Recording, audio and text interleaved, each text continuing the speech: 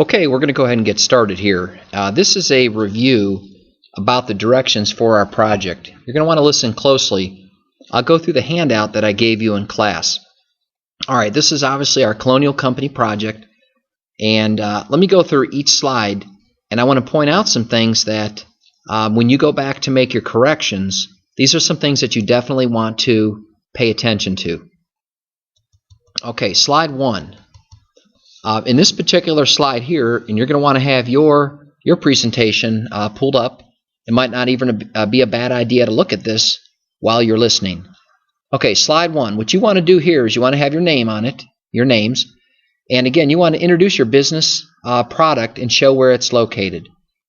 So again, you want to have your company name. Most of you did that. And a specific map location.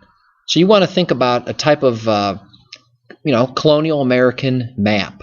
So look for something in the middle colonies, the New England colonies, the southern colonies, etc. And you might want to dot that. In other words, just mark the place, say if you're looking in Virginia, mark the place in Virginia where your business is going to be at. And then for number 2 here, include at least 2 pictures of the surrounding area's geography. So what does it look like around your business? What is it in the city? Is it in again, New England, where the weather and the soil are different? Show me at least 2 pictures. Okay, slides 2 and 3. This is typically where mistakes started. Again, these slides are going to show what resources you'll use and where you will find them. Okay, so you want to make a list of the items needed for your business or your product, and then you want to use pictures to show where you would specifically get these items. Now, a lot of people went and they made a list, and then that's all that they did. You want to make sure that your 2 items for your business or your product are very focused and specific. Okay? You want to pick items that are needed for your project or your product or your business, but that you can also brag a little bit and say, hey, this is what we would do with these items. Okay? This is where we would purchase them. And you're going to need to do this on slides 2 to 3. Slide 2, you'd want to have the resource item. Okay, let's just say you needed to purchase wood. Okay, maybe wood was your item. The next thing you'd want to do on slide 2 would be where you found it. You want to be specific. Now here's a couple things that maybe you missed in class. If you're looking for wood for your business and your business is in New England, you would not want to import wood in from England. That would be, the transportation cost would be astronomical. You wouldn't want to import wood in from, even the middle colonies. You're going to want to try to find things local. Local means the cost is less because transportation costs would be less. All right? And then you're going to want to have a picture of that item. Okay, so for slide 3, you'd want to do the same thing, but with another item. You want to make sure that it's specific and that it makes sense. Okay. For instance, if you have a bakery and your bakery is in the middle colonies, you wouldn't want to buy eggs from New Hampshire. For starters, the eggs would never survive the journey. They would crack. They'd be spoiled by the time they got to you. You want to find things local.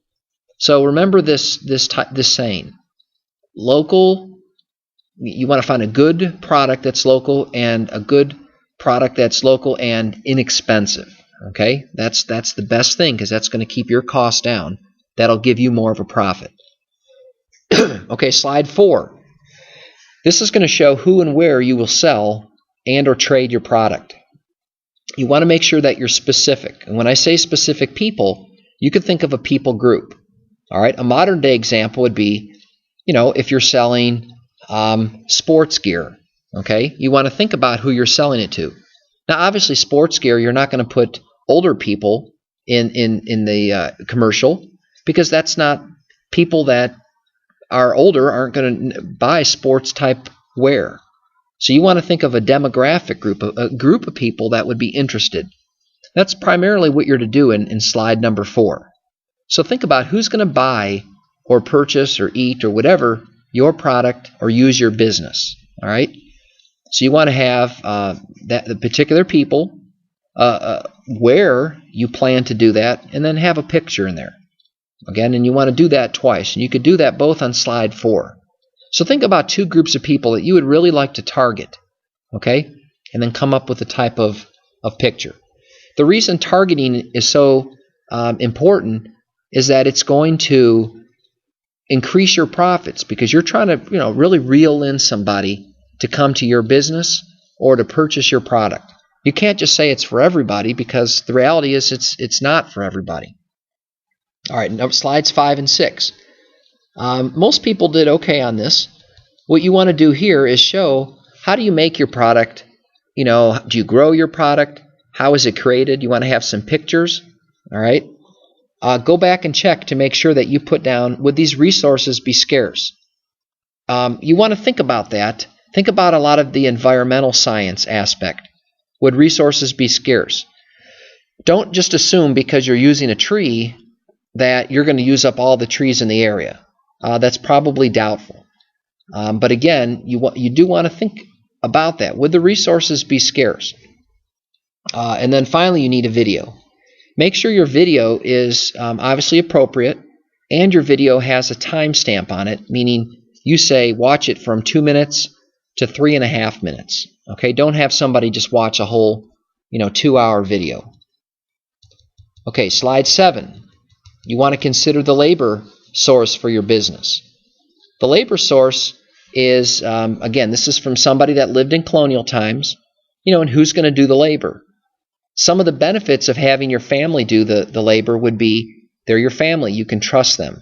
You have more of a say in what they do, and you can develop their skills through the years. Hired workers would not be necessarily a bad choice because you're paying somebody for their labor. If they do a great job, perhaps you pay them more. If they do a poor job, they get fired.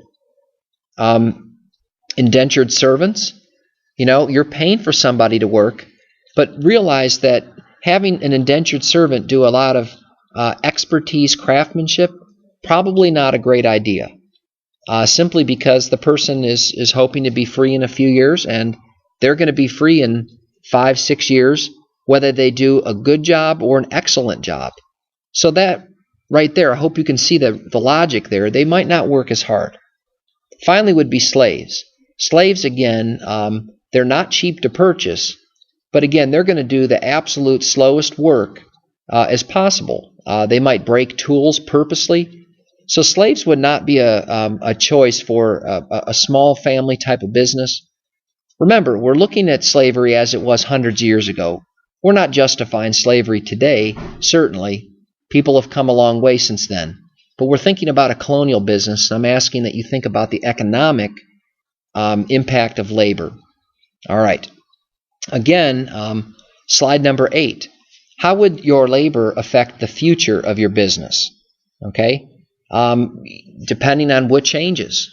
Indentured servitude, that's going to eventually dry up. We talked about that in class. Things are going to get better in England. So you might want to think about your labor choice and how the future of your business is affected. And certainly with slavery. Slavery will be abolished with the 13th Amendment in 1865. Okay, slide 9. How will you handle a profit from your business? You need to think about, will you hire more workers? Will you invest in research? Research meaning, will you make a better product, a more efficient product, okay? A product that's closer to the times. You need to think about what to do with your profit. What you don't do is just go take your profit and go spend it all and blow it all. Again, you're going to do something, whether you grow your business, whether you invest in research, but you're going to do something other than just go spend all of your money. Slide number 10. The environmental impact your business will leave. Again, what will your crop or product do to the environment now or in the future? So you want to put a picture of some potential problem that could occur. Remember, this could occur.